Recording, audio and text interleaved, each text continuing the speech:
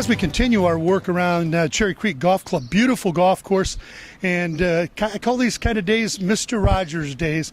It's a beautiful day in the neighborhood, and it is a beautiful day with the president of the DSBA, George Eichhorn. George, a little bit of rain overnight into the early morning, softened up the greens for the golfers. They like that, and they're trying to play darts out there on their approach shots.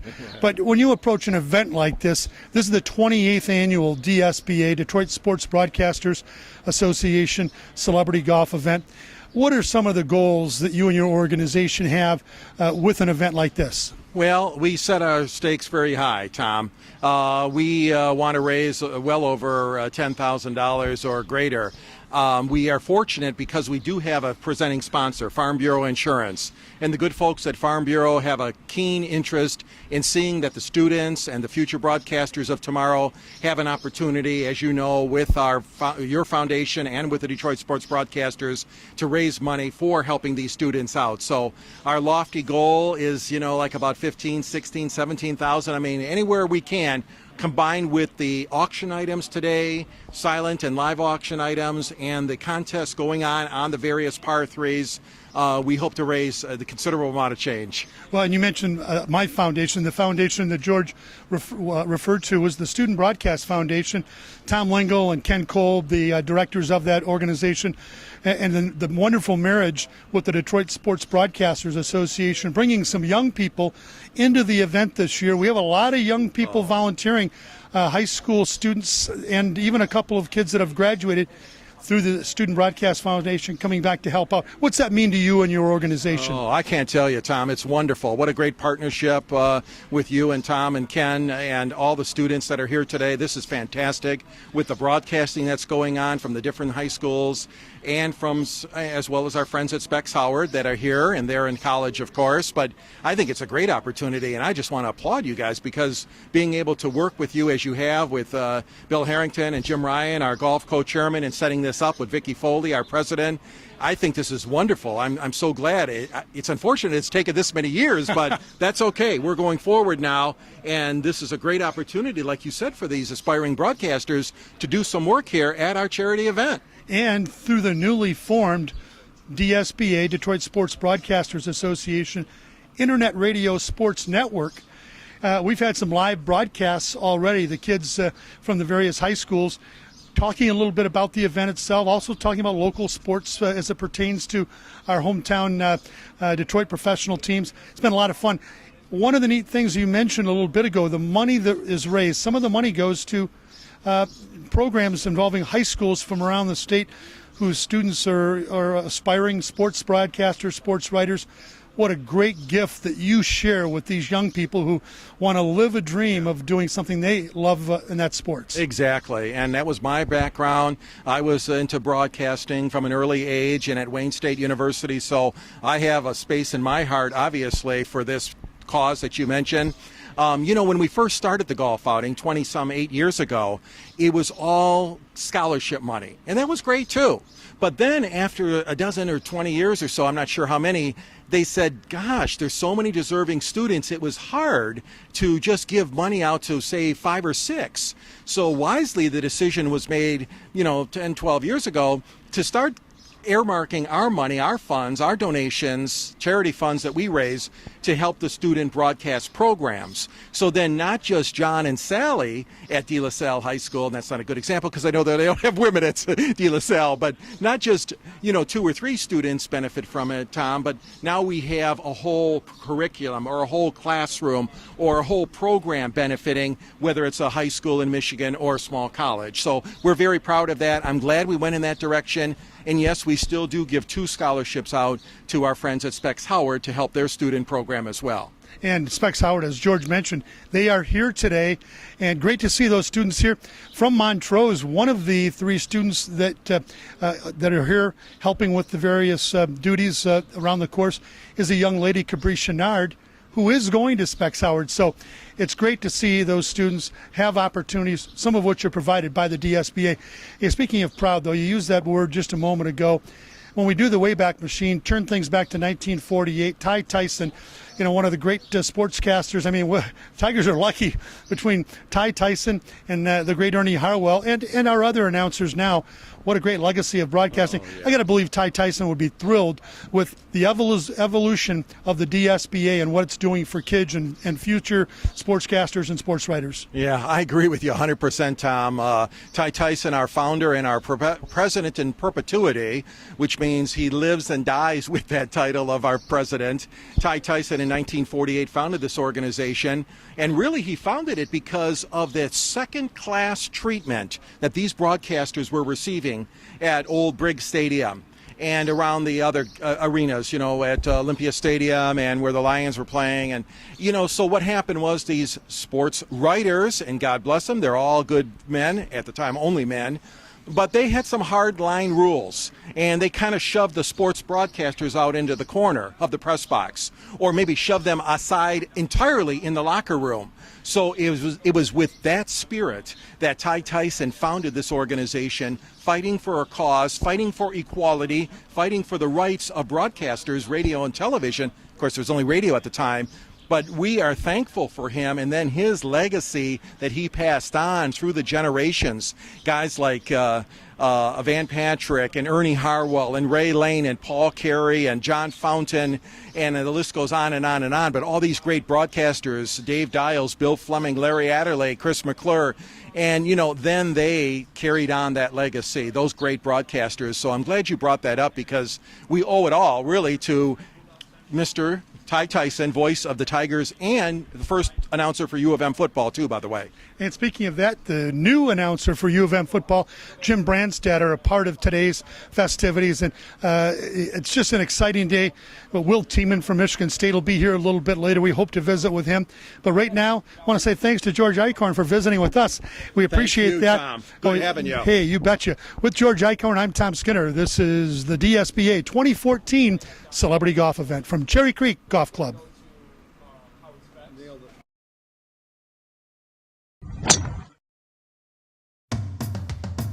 Hi fans, Jim Branstad here, sending out a big thank you to the Detroit Sports Broadcasters Association for their charitable giving to our community since back in 1948.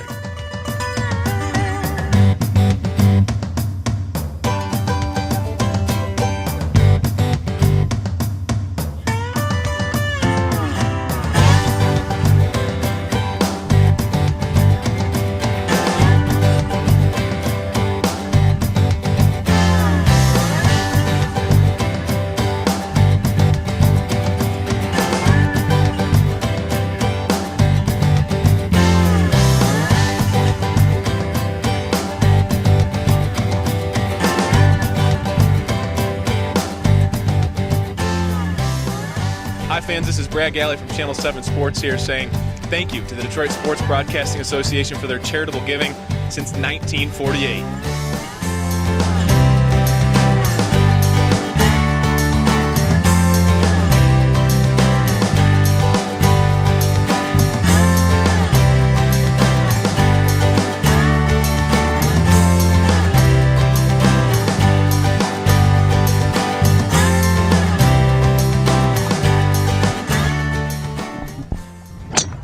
Continuing with our coverage here with the Detroit Sports Broadcasters Association 28th Annual Celebrity Golf Event at Cherry Creek Golf Course. Will Tiemann, one of the voices of the Spartan Network. Will, I couldn't really point out one particular sport because you wear a lot of hats over there. And I know as different members of the media have spoken to the students who are part of the DSBA student chapter, one of your counterparts over on the Wolverine side, Jim Branstad, said, learn a lot of different things so that you become more valuable. How important is that from what you've seen through the years, being able to not just be a one-sport pony, if you will? You're versatile in a lot of different sports. I think one of the keys is a lot of us know sport. We know hockey, baseball, basketball, whatever. But the biggest drill is to learn how to be a broadcaster.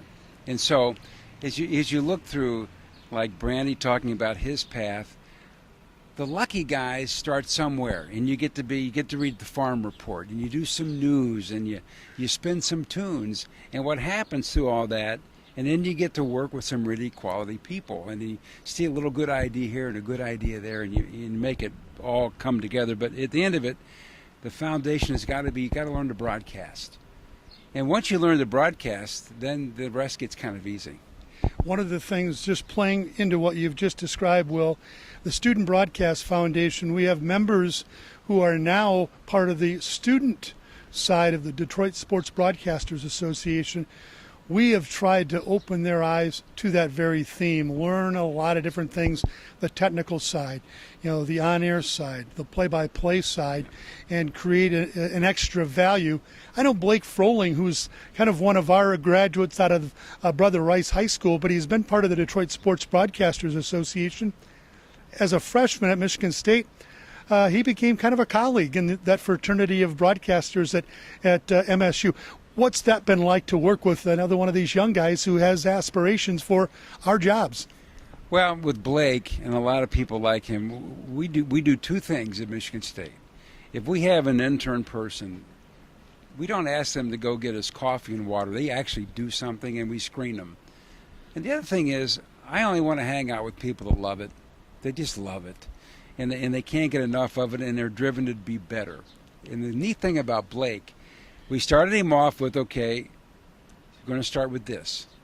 Now we're going to teach you this. Don't get impatient. And this is the point now where he does writing, and we're trying to work him into some on-air stuff.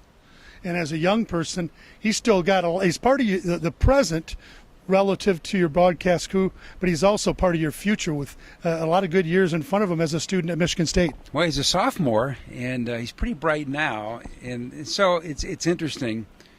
You talk about opportunities for guys like Blake and other people. Well, when we were coming through, we had nothing. We had no opportunities to get anywhere. And so you go, well, where do you get started? How do you learn stuff? So here's how I got going as a high school student. I'm in Ohio. I'm at a football high school where football was king, and everybody that played football had to do something. Play basketball, swim, wrestle, whatever. Well, I had just come through some knee surgery, so I wasn't doing anything. So they let me keep stats for the local radio station that did our games. So one day, the play-by-play guy had the flu. I mean, he was really sick. I mean, this poor guy was sick. So he never said one word. And in those days, the second guy wasn't an analyst. He was the guy that read the commercials. He was a DJ type. Sure. He did nothing. So now we're at halftime. He goes absolutely hoarse. I'm the only guy there that can talk. So I get to do the third and fourth quarter. This is a blast. So I go home, and the next morning, this would be a Saturday morning, the general manager of the radio station called my mother and said, can Will work at our station part-time as one of our weekend DJ guys? Well, I was only 15. Wow. And so because a guy got the flu and a guy lost his voice and I was sitting there, I got a chance. And it's, wow, I mean, how good is this? You're on the radio, you're 15. It was country music, but I learned to live with that. Being on the air became music to your ears, regardless of what the actual music was around you. Well, the thing is, I work with nice people, so I learned the timing of things. That's where I read my first farm report. I didn't know anything about bowling. I did my first bowling recap. So now I know the meaning of a 600 series. And so you just learn these things as you go through, and at every step, somebody's got to, they got to embrace you. They got to open the door for you. They got to trust you a little bit, because you're never really quite ready for the next step. But what you guys are doing for the students in the state of Michigan, what an opportunity. And that's why the DSBA is so important, because we're raising money to help that opportunity. Sure. One of the things that we have found in that sports being so data-driven, sports information departments at the college level, and obviously professionals have their own media departments, that's really a great place for kids to get started and learning the importance of compiling that data. That's one of the things with the Student Broadcast Foundation that we've really tried to inspire with the kids, because sports is so data-driven, numeral-driven, statistically driven. That tells so many stories that really can help create a comfort zone for young people who can use that as a springboard to being able to create a little bit of a feel and be on air with some confidence. Yeah, and I think some of that, and the other part of that statistical story is, if you have a feel for it, now relate the number to a person. What does that number mean to the person playing the game? Because sometimes we hear numbers, you're going, really? Who came up with that? But on the other hand, though, if there's a meaningful number that tells trends in performance, situations for certain players, then it has meaning. But it's interesting. We all have these phones. They've become our new transistor radios. They've become our instant stat monitors.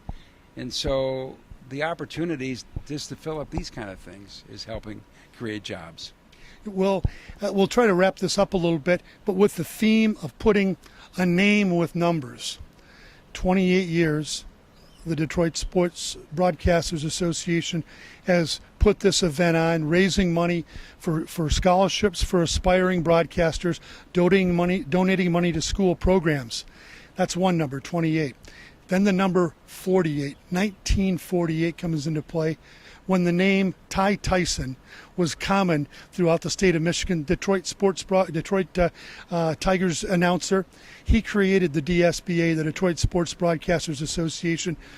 What a name for a legacy to be associated with the DSBA. And what does it mean to you to be part of this association that was started by one of the legends in broadcasting here in our great state of Michigan? Here's how I got involved. You ready? Sure. I come in from Illinois.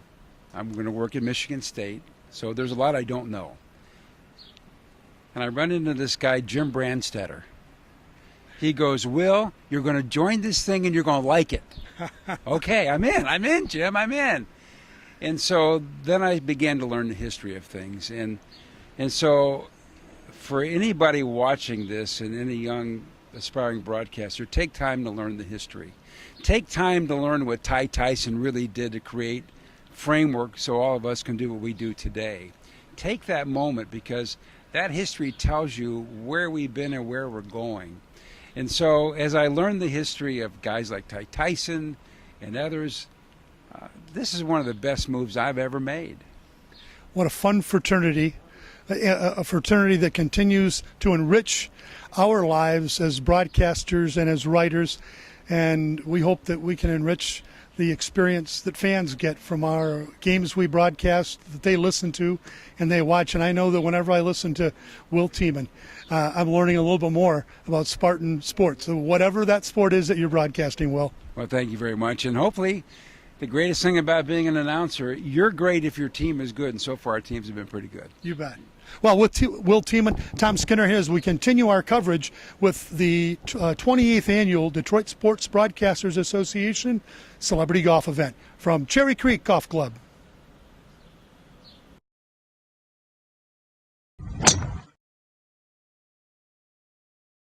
Hello, Tom Skinner here as we continue our coverage with the Detroit Sports Broadcasters Association 2014 golf event. And here with Susan, Cherry Creek Golf Course. What a great day, Susan. You and your staff busy from early this morning when the rains actually stopped. It's given way to lots of sunshine, although we have a little bit of clouds moving through right now. Nothing cloudy, though, about the food and great eats and drinks here. Thanks to you and your staff. What's it been like for you so far? It's been fun, busy, entertaining, and watching everybody come through. You know what? I don't know if you had a chance, but did you see the first golf challenge of the day with the mascots out there today? Any mascot in particular that you were pulling for? Oh, Paws, definitely Paws. Of course, Paws from the Detroit Tigers. Now, how about the eats here, and tell us a little about your staff right here. Well, we have Chef Zach here is doing our hot dogs made to order. You want them a little darker, he'll darken them up. We have regular ones, and they're all beef franks. He's taking care of that. Vince is our go-to person. We need something, he'll get it for us. We have our hot dogs, our condiments, our pops, waters, chips, etc. Everything is really good. Well, for everybody here from Cherry Creek Golf Club, they serve it up well, and hopefully you'll serve up the golf well out there. Lots of fun being had here today with the 2014 Detroit Sports Broadcasters Association Celebrity Golf Event.